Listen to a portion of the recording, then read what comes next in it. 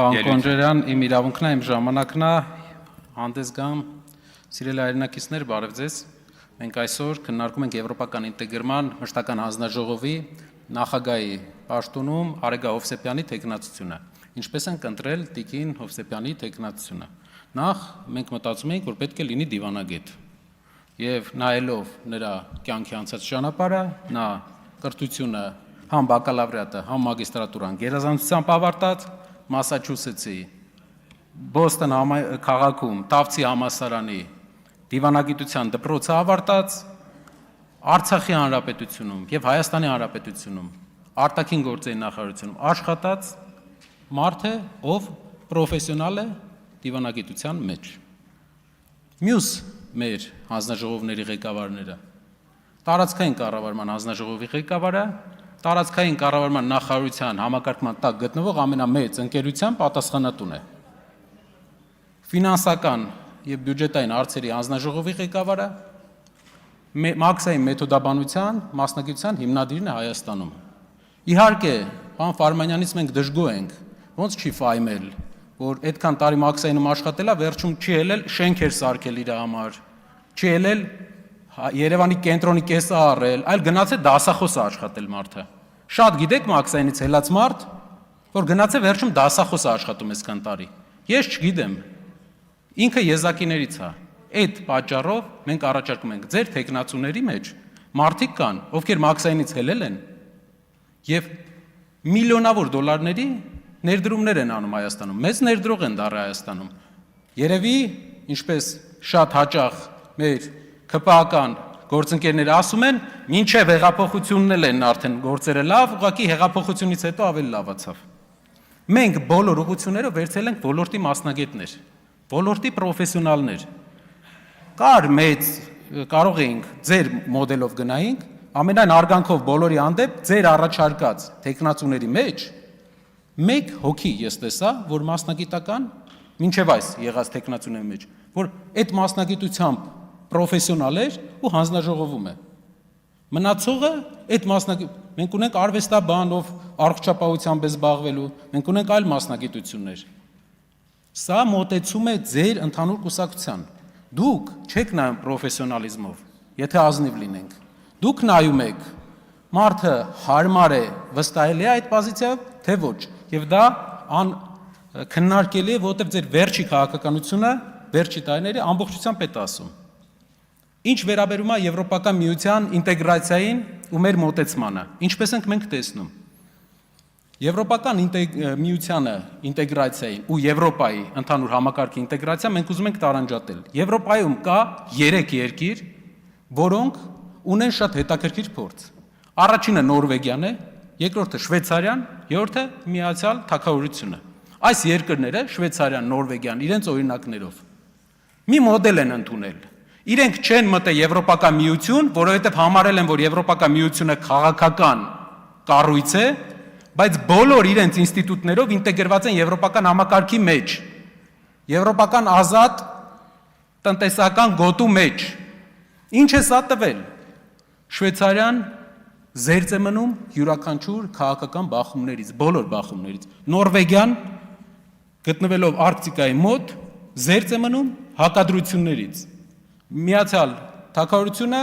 այլ ճանապարհ է ընտրել։ Ինչն է Հայաստանի ճանապարհը։ Մենք տեսնում ենք, որ հայկական բոլոր ինստիտուտները մեր երկրի մենք պետքա տեղայնացնենք եվրոպական մոդելներով։ Մեծ մասը բաներ կա, մենք համաձայն չենք այդ մոդելների հետ։ Որպես պահպանողական ուժ, ընտանիքը թիրախավորող մոդելների հետ համաձայն չենք, բայց այլ մոդելների հետ, դատական համակարգ, տնտեսական քաղաքականություն, կրթական համակարգ մենք բերելու ենք եւ աշխատելու ենք այդ ուղղությամբ։ Տիկին Հովսեփյանի գործը այն է, որ բոլոր ստանդարտներով Հայաստանը լինի եվրո ստանդարտներով ապրող երկիր, բայց քաղաքական ընտրություն անելուց առաջ մենք պետքա նայենք, արդյոք այդ ընտրության ժամանակ կա հակադրություն տարածաշրջանային ուժերի եւ Եվրո միության մեջ, թե չէ։ Արդյոք դրա արդյունքում մենք ստանալու ենք հարված, ուժեղ հարված եւ դրանից հետո գանգստե արդարանանք։ Մեր երկրի ամենակարևոր խնդիրներից մեկը, ինչպես Նորվեգիան, ինչպես Շվեյցարիան, չբերել Բախումը մեր դուռը, մենք Բախման տեղ չունենք, փոքրացել է։ Ու սա է մեր մոդելը, եվրոպական բոլոր ինստիտուտները, որոնք որակական փոփոխություն են բերելու, Տիկին Հովսեփյանը աշխատելու է այդ ուղղությամբ։ Ու կտեսնեք ինչ տարբերությամբ, ամենայն դեպս տարին մի անգամ ժողով չի անի, ինստիտուցիոնալ կաշխատի, դատական համակարգի ազատությունը վերջապես կունենանք։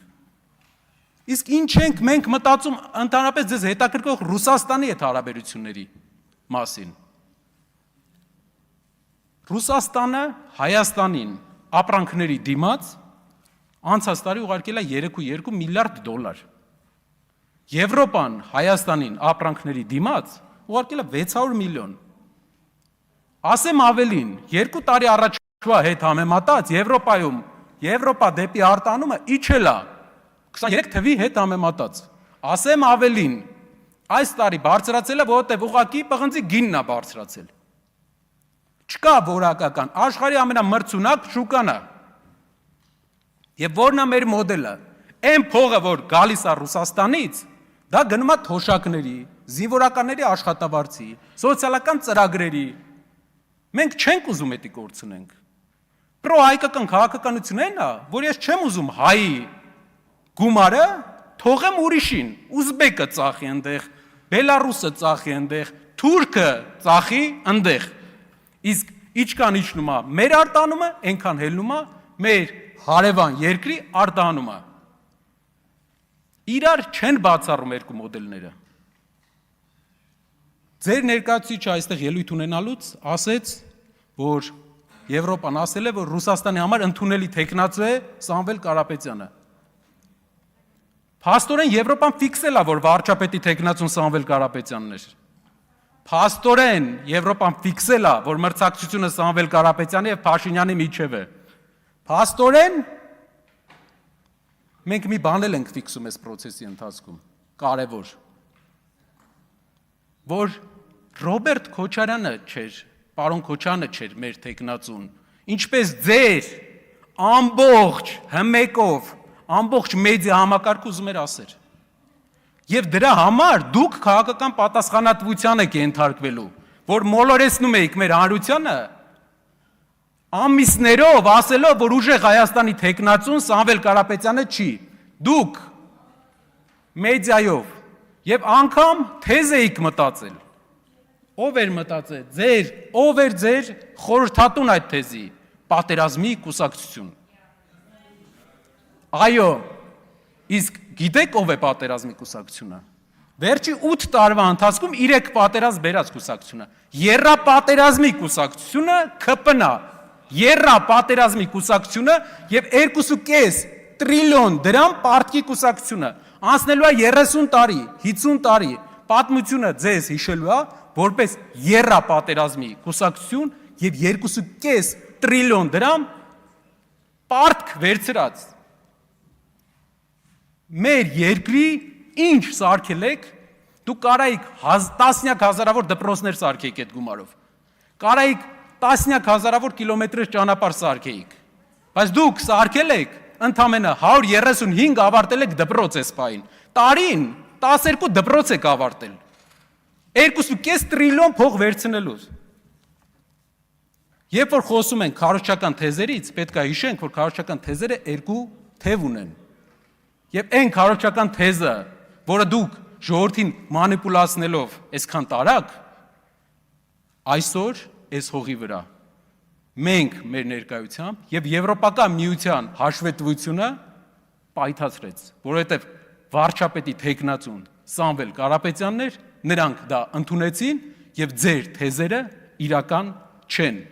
Շնորհակալություն։